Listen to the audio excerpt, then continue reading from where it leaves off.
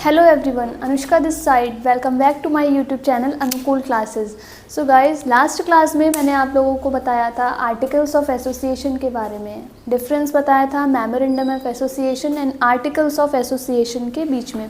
आज मैं आपको पढ़ाने जा रही हूँ प्रॉस्पेक्टस के बारे में। पहले मैं आपको मीनिंग ऑफ प्रॉस्पेक्टस बताऊँगी, फिर डेफिनेशंस इसकी, उसके बाद कंटेंट्स ऑफ प्रॉस्पेक्टस, इसमें क्या क्या पॉइंट्स हम कवर करेंगे, ये सारी चीज़ें मैं आपको बताने जा रही हूँ। फिर एक और टॉपिक मैं आज कवर करूँगी, that is types of prospectus. तो वन बाय वन ये सारी चीज़ें मैं कवर करूँगी। So let's start.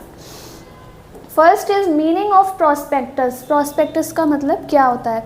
सबसे पहले मैं आपको बता दूं कि प्रॉस्पेक्टस हम सिर्फ पब्लिक कंपनीज़ के लिए ही पढ़ रहे हैं। प्राइवेट कंपनीज़ को प्रॉस्पेक्टस इशू करने की नीड नहीं होती है, क्योंकि जो प्रॉस्पेक्टस इशू किया जाता है वो पब्लिक को शेयर इशू करने के लिए करते हैं। लेकिन प्राइवेट कंपनी को ये अलाउड नहीं है कि वो अपने शेयर सब्सक्राइब करवाने के लिए पब्लिक को इशू करें। उनको प्राइवेट प्लेसमेंट के थ्रू ही अपने शेयर्स सब्सक्राइब करवाने होते हैं। उन लोगों को राइट नहीं है कि वो अपने शेयर्स पब्लिक को इशू करें। तो ये जो हम टॉपिक पढ़ने जा रहे हैं prospectus, that is only for the public company.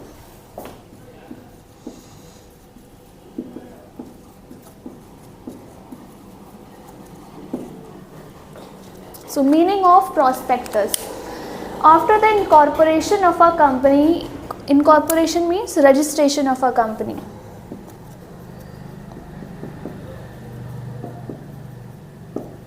Second class में मैंने आपको पढ़ाया था फॉर्मेशन ऑफ अ कंपनी। उसमें 4 स्टेजेस हमने पढ़ी थी कि किसी भी कंपनी का फॉर्मेशन कराने के लिए हमको 4 स्टेजेस को कैरी आउट करना होता है। तो आफ्टर द सेकेंड स्टेज जो थी, that was the incorporation of a company.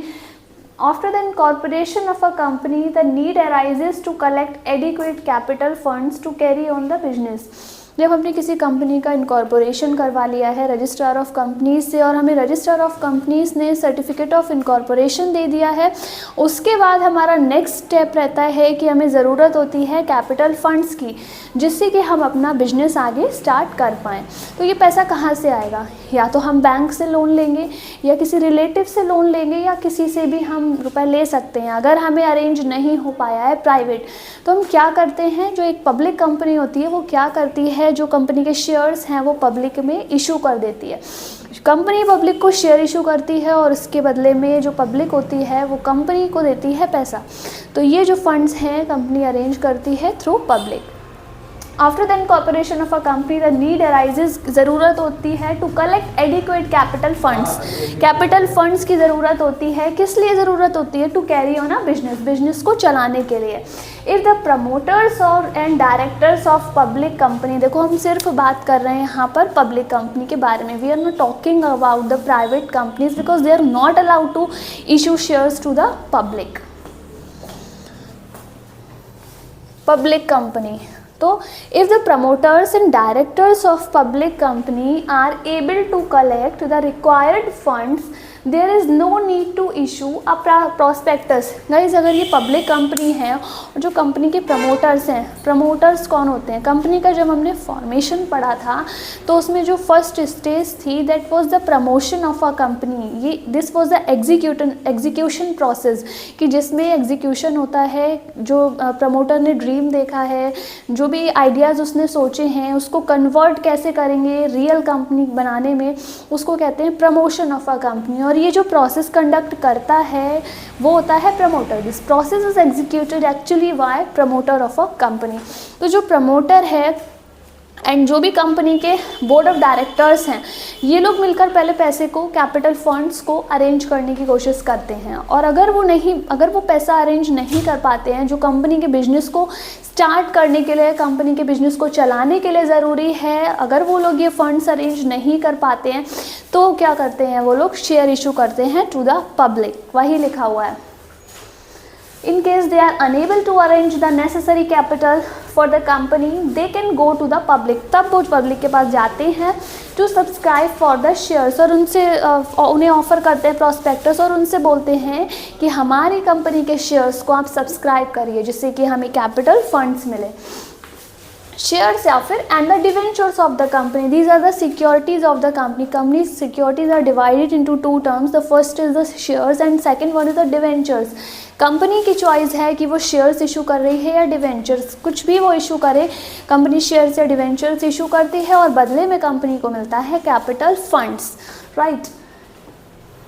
For this they issue document. अब ये शेयर एंड डिवेंचर्स इशू करने के लिए सबसे पहले कंपनी एक डॉक्यूमेंट इशू करेगी विच इज़ कॉल्ड प्रॉस्पेक्टस. इसी डॉक्यूमेंट को हम बोलते हैं प्रॉस्पेक्टस. कंपनी शेयर्स या डिवेंचर्स इशू करने के लिए एक पर्टिकुलर डॉक्यूमेंट पब्लिक को इशू करती है. इसी जो डॉक्यूमेंट है उसी को हम बोलते हैं prospectus.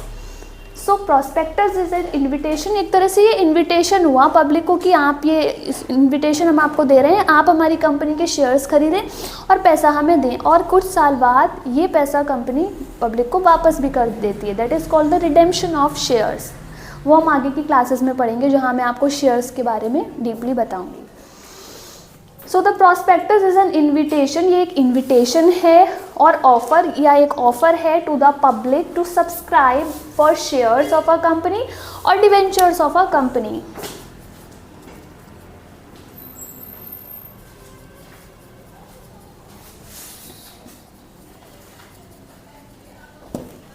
Right. Prospectus is the window. इसको अलग तरह से डिफाइन किया गया है. That is prospectus is the window. ये एक ऐसा विंडो है थ्रू विच द पोटेंशियल का मतलब होता है इंटरेस्टेड.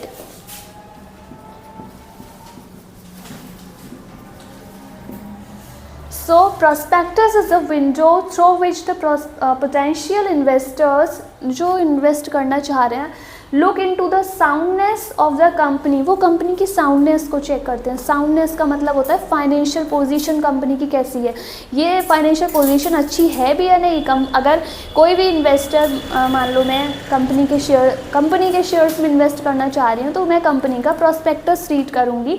उससे मुझे पता चल जाएगा कि कंपनी की साउंडनेस कैसी है. इट मीन्स कंपनी की फाइनेंशियल पोजीशन कैसी है. अभी आगे मैं आपको बताऊँगी कि प्रॉस्पेक्टस में कौन कौन से कंटेंट्स होते हैं, कौन से पॉइंट्स होते हैं जिनको रीड करके हम पता लगा सकते हैं कि कंपनी की साउंडनेस कैसी है. तो soundness means the financial position of the company. Note it. Soundness means financial position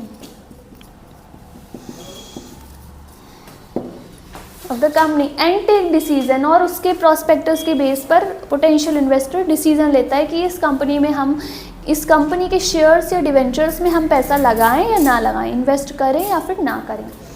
about investment to be made by them. तो इट इज़ क्लियर कि प्रॉस्पेक्टस एक ऐसा ऑफर डॉक्यूमेंट है जो पब्लिक को इशू करती है और इनवाइट करती है कि आप हमारे शेयर्स को सब्सक्राइब करें. ये था meaning. And now I will talk about the definition of prospectus. इसको डिफाइन किया गया है इस तरह से. According to Indian Companies Act, हमारे इंडियन कंपनीज एक्ट में इसको जो डिफाइन किया गया है, that is prospectus means document. ये एक डॉक्यूमेंट है. It will be a written document. Describes, जो डिस्क्राइब करेगा, और इशू किया जाएगा एज अ प्रॉस्पेक्टस. कोई भी ऐसा डॉक्यूमेंट जो कंपनी ने इशू किया है और उसको डिस्क्राइब किया है एज अ प्रॉस्पेक्टस, उसमें लिखा हुआ है प्रॉस्पेक्टस, तो वो डॉक्यूमेंट तो प्रॉस्पेक्टस है ही. इसके अलावा और भी कुछ डॉक्यूमेंट्स होंगे जिन पर नहीं लिखा है कि that is prospectus, that is not issued as prospectus, लेकिन फिर भी हम उसको कहेंगे प्रॉस्पेक्टस. तो वो कौन से डॉक्यूमेंट्स होंगे जिन पर प्रॉस्पेक्टस नहीं है, which are not issued as prospectus, फिर भी हम उसको प्रॉस्पेक्टस कहेंगे, वो हैं.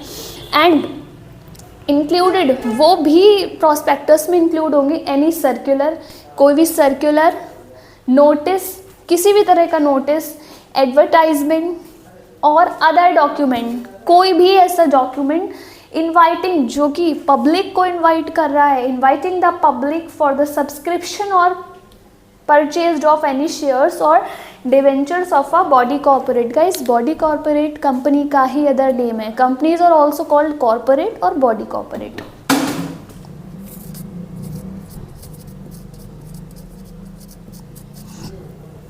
तो कोई भी ऐसा डॉक्यूमेंट जो इशूड हुआ है एज अ प्रोस्पेक्टस, वो तो प्रोस्पेक्टस है ही। इसके अलावा कोई भी ऐसा सर्कुलर, कोई भी ऐसा नोटिस, कोई भी ऐसा डॉक्यूमेंट जो इनवाइट कर रहा है पब्लिक को for the subscription of its shares और डिवेंचर्स, तो उसको भी हम प्रोस्पेक्टस की ही लिस्ट में कवर करेंगे। So guys, it was the definition of prospectus. अभी तक हमने क्या पढ़ा? Meaning of prospectus, definition of prospectus. एक चीज़ फिर मैं आपको याद दिलाती हूँ, ये जो प्रोस्पेक्टस इशू किया जाता है that is issued only in case of public company, not in the case of private company, because private companies are not allowed to issue shares to the public. So it's completed. Next point is content of prospectus. Contents of prospectus means कि इसमें क्या क्या matters include होंगे, क्या क्या points होंगे जो हमें प्रोस्पेक्टस में हमारे कवर होंगे। इसमें वो पॉइंट्स कवर होते हैं जिससे कि जो भी आउटसाइडर है, जो भी इन्वेस्टर्स है, अगर इन कंटेंट्स को वो पढ़े तो उसको थोड़ा सा आइडिया लग जाए कंपनी की साउंडनेस का, कंपनी की फाइनेंशियल पोजीशन का, जिसके बेस पर वो ये डिसीजन ले पाए कि इस कंपनी में इन्वेस्ट करना प्रॉफिटेबल है या फिर नहीं है। तो अब मैं वन बाय वन आपको बताऊँगी कि प्रोस्पेक्टस में, हमारे पब्लिक कंपनी के प्रोस्पेक्टस में कौन कौन से कंटेंट्स आएंगे, कौन कौन से पॉइंट्स कवर होंगे। सो it is that document by which general public of the country is induced का मतलब उनको प्रेरित किया जाता है।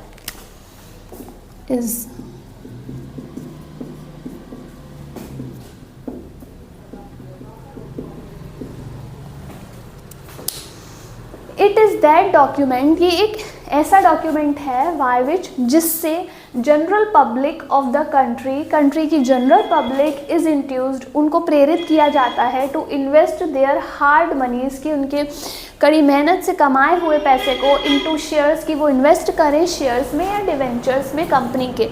तो वही चीज़ है, वही बता रहे हैं कि एक ऐसा डॉक्यूमेंट है जिससे कि हम जनरल पब्लिक को इनवाइट करते हैं, उनको फोर्स करते हैं, उनको प्रेरित करते हैं कि आप अपना जो पैसा है वो हमारी कंपनी के शेयर्स और डिवेंचर्स में इन्वेस्ट करें। Therefore, Companies Act makes it compulsory that all material and essential facts must be fully disclosed in the prospectus.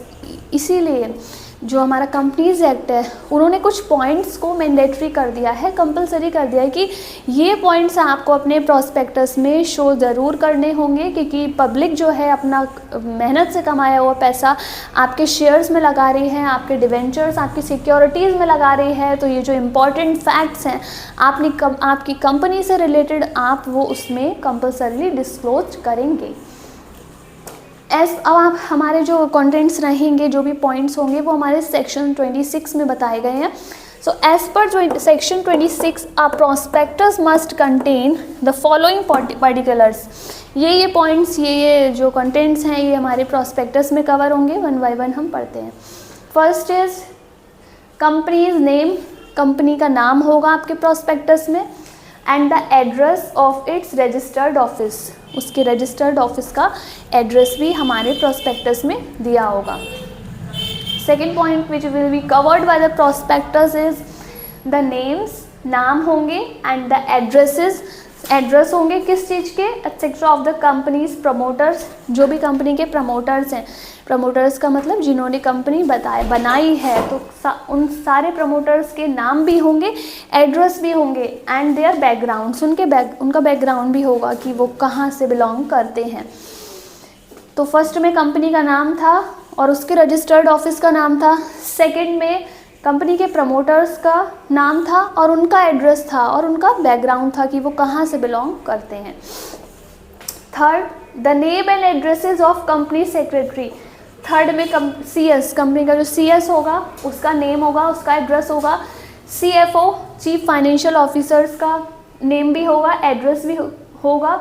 Legal adviser का नेम एड्रेस होगा, ऑडिटर का नेम एड्रेस होगा, लीड मैनेजर का name address होगा, bankers का name address, and brokers का name and address होगा। Guys, brokers कौन होते हैं? जब कंपनी के शेयर इशू किए जाते हैं तो ये ब्रोकर्स हेल्प करते हैं, एजेंट्स होते हैं, ये हेल्प करते हैं कंपनी के शेयर्स को सब्सक्राइब कराने में। तो इनका नेम एड्रेस भी कंपनी के प्रॉस्पेक्टस में लिखा हुआ होना चाहिए। So the fourth point is the main objects of the company. Company का मेन ऑब्जेक्ट क्या है, कंपनी किस पर्पस से बनाई गई है, कंपनी का गोल क्या है, किस लिए कंपनी फॉर्म की गई है, इट्स हिस्ट्री, कंपनी की हिस्ट्री क्या है, and the present business. Company की हिस्ट्री का मतलब ये कंपनी क्या पहले किसी अदर नेम से बिजनेस कर रही थी तो कहाँ कर रही थी, उनके प्रमोटर्स कौन थे, कौन डायरेक्टर्स थे, कौन उनका सीईओ कौन था, ऑडिटर्स कौन थे, ये सारी चीज़ें। एंड प्रेजेंट बिजनेस की एट प्रेजेंट कंपनी कौन सा बिजनेस कर रही है या करना चाह रही है। The fifth point which will be covered by the prospectus is the name, addresses and occupation of manager. Manager का नाम होगा, उसमें उसका एड्रेस होगा और उसका जो पर्सनल ऑक्यूपेशन है वो होगा। मैनेजिंग डायरेक्टर का नेम होगा, एड्रेस होगा एंड उसका भी ऑक्यूपेशन होगा। And other directors giving their directorship in other companies. जो कंपनी के अदर डायरेक्टर्स होंगे, it means other than manager and managing director, जो भी कंपनी के डायरेक्टर्स होंगे उनका नेम एंड एड्रेस तो होगा ही। इसके अलावा अगर वो किसी और कंपनी में एज अ डायरेक्टर वर्क कर रहे हैं, उन्होंने अदर कंपनीज़ में भी डायरेक्टरशिप ले रखी है, तो उन कंपनीज़ के नेम भी हमारे प्रोस्पेक्टस में लिखे होने चाहिए अंडर द पॉइंट फिफ्थ। इसके बाद हम आते हैं सिक्स्थ पॉइंट में, the date of opening and closing of the subscription list. Subscription list का मतलब है कि कब से शुरू होगा कि पब्लिक सब्सक्राइब कर सकती है शेयर्स को, और कब किस डेट के बाद पब्लिक सब्सक्राइब नहीं कर सकती, डेट एक्सपायर हो जाएगी। तो ओपनिंग की डेट सब्सक्रिप्शन की एंड क्लोजिंग की डेट, दोनों ही डेट हमारे प्रोस्पेक्टस में दी होंगी, जिससे जो भी इन्वेस्टर्स हैं वो उसी पीरियड के बीच में शेयर्स में या डिवेंचर्स में इन्वेस्ट करें। The seventh point is the time schedule for the allotment. कब कब शेयर्स अलॉट किए जाएंगे उनका पूरा टाइमिंग होना चाहिए प्रोस्पेक्टस में। रिफंड्स, अगर अपने जो शेयर होल्डर्स हैं वो अपने शेयर्स को वापस करके पैसा लेना चाहते हैं तो ये रिफ़ंड का क्या टाइम शेड्यूल रहेगा, किस तरह इस पैसा उनका वापस होगा, इस तरह की चीज़ें भी प्रोस्पेक्टस में लिखी जाएंगी। एंड इशू ऑफ सिक्योरिटीज़ मतलब शेयर्स या डिवेंचर्स, ये किस तरह से इशू किए जाएंगे, क्या इनकी डेट रहेगी, क्या कंडीशंस पर शेयर इशू किए जाएंगे, ये सारी चीज़ें भी प्रोस्पेक्टस में होनी चाहिए। सिक्योरिटीज़ में शेयर्स भी आते हैं एंड डिवेंचर्स भी आते हैं, both are the securities of a company. The eighth point is capital structure of the company in the prescribed manner। Capital structure का मतलब है कि कंपनी की शेयर कैपिटल कितनी होगी, शेयर कैपिटल की अमाउंट क्या होगी, कितने नंबर ऑफ शेयर्स इशू किए जाएंगे, उनकी फेस वैल्यू कितनी होगी, उनका प्राइस कितना होगा, इस तरह की चीज़ें होंगी हमारा कैपिटल स्ट्रक्चर वाले पॉइंट में। नाइन्थ पॉइंट है कंसेंट ऑफ डायरेक्टर्स। डायरेक्टर्स की कंसेंट होनी चाहिए टू बिकम अ डायरेक्टर, कि उन्होंने अपनी मर्जी से ही डायरेक्टरशिप ली हुई है, उनकी रिटन कंसेंट होगी। ऑडिटर की भी रिटन कंसेंट होगी प्रोस्पेक्टस में। मैनेजर की भी रिटन कंसेंट होगी टू द इशू से रिलेटेड, कि जो सिक्योरिटीज़ इशू किए जा रही हैं उनकी रिटन कंसेंट है कि वो लोग एग्री कर रहे हैं कि हाँ सिक्योरिटीज़ को इशू किया जाए। इस तरह की चीज़ें हमारे प्रोस्पेक्टस में कवर होंगी। इसका मतलब ये है कि डायरेक्टर्स, ऑडिटर्स, मैनेजर्स, इन सब की कंसेंट ली जाएगी इशू ऑफ सिक्योरिटीज़ में, उसके बाद ही सिक्योरिटीज़ को पब्लिक में इशू किया जाएगा।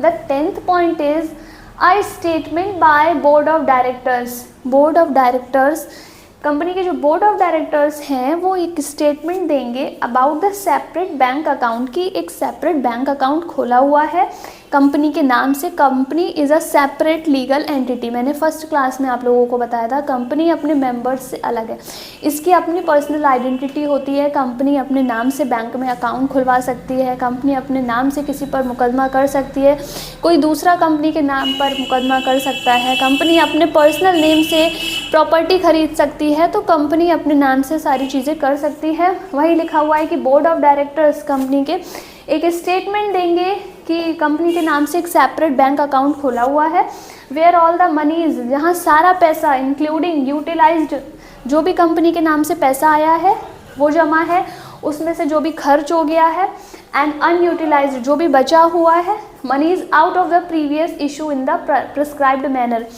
अभी जब कंपनी सिक्योरिटीज़ इशू करने जा रही है, उससे पहले अगर कंपनी ने कभी भी शेयर इशू किए थे और उससे पब्लिक से पैसा आया था, वो कितना जमा हुआ सेपरेट बैंक अकाउंट में, कितना खर्च हो गया है, कितना अभी भी बचा हुआ है, तो प्रीवियस इशू से भी रिलेटेड सारी इन्फॉर्मेशन हमारे प्रोस्पेक्टस के 10th पॉइंट में कवर होंगी। तो गाइज़ ये था हमारे प्रोस्पेक्टस के कंटेंट्स की, हमारे प्रोस्पेक्टस में क्या क्या चीज़ें कवर होंगी। अब मैं आपको बताऊंगी टाइप्स ऑफ प्रोस्पेक्टस की, प्रोस्पेक्टस कितने टाइप्स के होते हैं। आप लोग इतना सारा कुछ नोट कर लीजिए।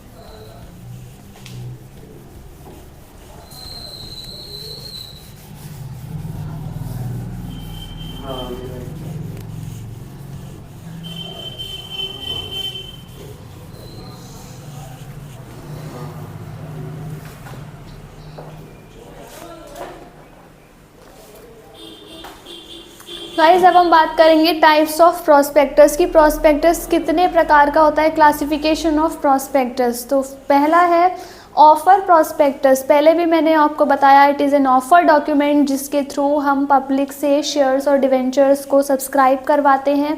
ये एक इनविटेशन है पब्लिक को कि हमारे कंपनी के शेयर्स वो सब्सक्राइब करें। तो first is offer prospectus. It means prospectus in case of public issue और ऑफर फॉर सेल और offer document covers all the relevant information. ये एक ऑफर डॉक्यूमेंट है और इसमें सारी रेलिवेंट इन्फॉर्मेशन होगी। रेलिवेंट का मतलब होता है इम्पॉर्टेंट, कंपनी से रिलेटेड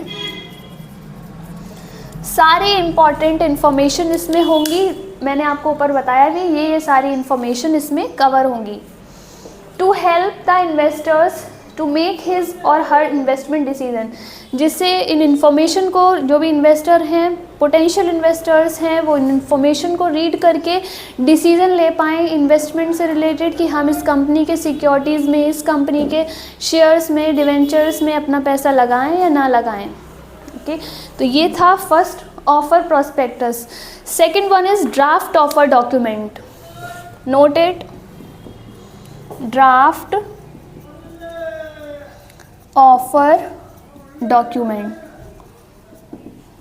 जो सेकेंड टाइप ऑफ प्रोस्पेक्टस है that is draft offer document. It means the offer document, note it, it means the offer document, it means the offer document in draft form,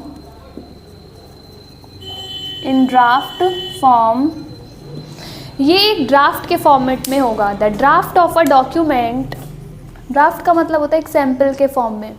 the draft of, note करिए आप लोग, the draft offer document is available, the draft of a document is available on SEBI website, SEBI की full form आप लोग note कीजिए, the Securities and Exchange Board of India। इसका जो year है दैट इज़ 1992। तो ये आपको मिल जाएगा। ये जो ऑफर डॉक्यूमेंट है, इसका जो ड्राफ्ट है वो आपको सेबी की वेबसाइट पर इजीली अवेलेबल हो जाएगा।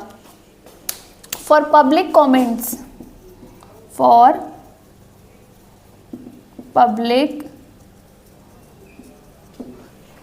Public comments for a period of 21 days।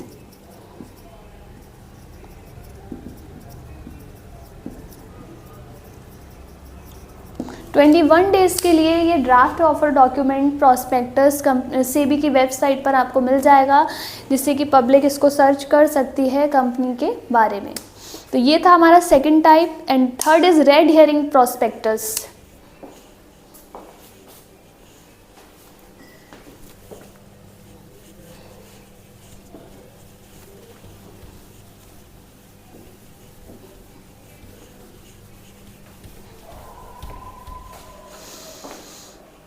Red herring prospectus.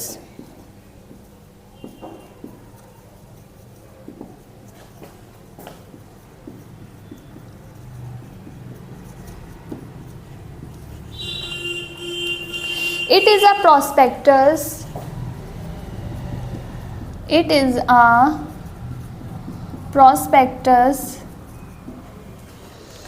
which does not have, ये इंपॉर्टेंट है, रेड हेयरिंग प्रॉस्पेक्टस, ये एग्जाम्स में रिपीटेड पूछा जाता है। It is a prospectus which does not cover, which does not have details, it is a prospectus which does not have details of either price, ना तो इसमें share के price, share या डिवेंचर के प्राइस के बारे में डिटेल्स होंगी, और ना ही और number of shares issued, number of shares, इसमें ना ही बताया जाएगा कि कंपनी के शेयर का प्राइस क्या है, ना ही कंपनी के नंबर ऑफ शेयर्स के बारे में बताया जाएगा। बीइंग ऑफर्ड, कि कितने शेयर्स, कितने नंबर ऑफ शेयर्स ऑफर किए गए हैं, इसके बारे में कोई भी डिटेल नहीं दी जाएगी। और द अमाउंट ऑफ शेयर्स, आप देखिए red hearing prospectus, it is a prospectus which does not have details other price, ना कंपनी के शेयर या डिवेंचर के प्राइस के बारे में डिटेल दी जाएगी, ना नंबर ऑफ शेयर्स कितने ऑफर किए जा रहे हैं उसके बारे में कोई डिटेल नहीं देंगे, और द अमाउंट ऑफ शेयर्स, कि कितने अमाउंट के शेयर्स इशू किए जा रहे हैं या किए जाएंगे, इसके बारे में कोई डिटेल ये प्रॉस्पेक्टस नहीं देता है। ये हमारा था second, sorry it was the third. अब हम बात करेंगे फोर्थ प्रॉस्पेक्टस के बारे में, average prospectus.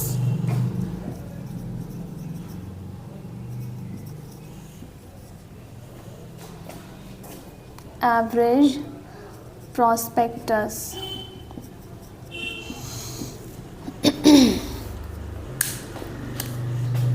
It means the summary of prospectus.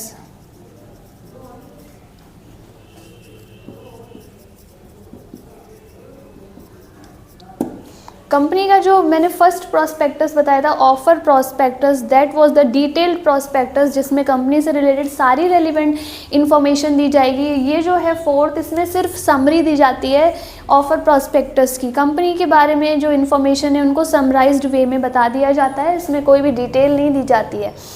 तो ये था हमारा average prospectus. The fifth one is self prospectus.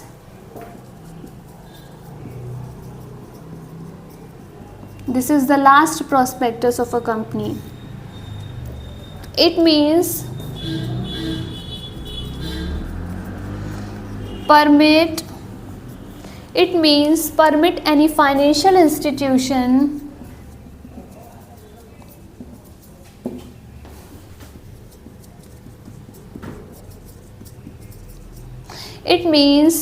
any financial institution or bank to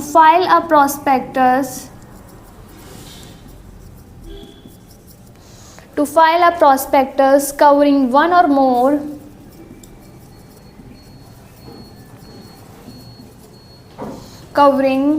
more issue of securities.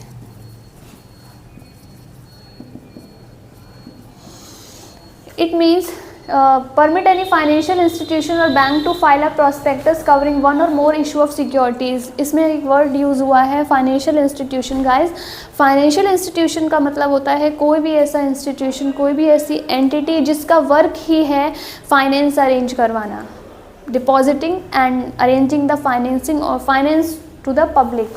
तो कोई भी अगर फाइनेंशियल इंस्टीट्यूशन है जैसे कि बैंक या फिर बैंक है, तो टू फाइल अ प्रॉस्पेक्टस, वो इस प्रॉस्पेक्टस को इशू कर सकती हैं जिसके थ्रू वो एक या एक से ज़्यादा सिक्योरिटीज़ को इशू कर सकती है। अगर एक सिक्योरिटी फॉर एग्जांपल शेयर्स को इशू करना है तो भी कर सकती हैं, अगर एक से ज़्यादा फॉर एग्जांपल शेयर्स भी इशू करना चाहती हैं एंड डिवेंचर्स भी इशू करना चाहती हैं, कौन, financial institutions for example bank, तो वो ये वाले प्रॉस्पेक्टस को इशू करेंगे। तो हमने यहाँ बात की meaning of prospectus, definition of prospectus, features of prospectus and the kinds of prospectus. यहाँ पर हमने 5 तरह के प्रॉस्पेक्टस के बारे में बात की। तो गाइज़ ये BBA सेमेस्टर 4 की यूनिट 1 मैंने 5 क्लासेस में कवर की, इसमें सारा कुछ कवर आपका हो गया है। अब मैं एक ऐसी वीडियो बनाऊंगी जिसमें इन सारे जो क्लासेस थी उनको समराइज्ड वे में मैं आप लोगों को सिखाऊंगी। तो गाइज़ आज की क्लास हम यहीं पर ओवर करते हैं। Thank you so much.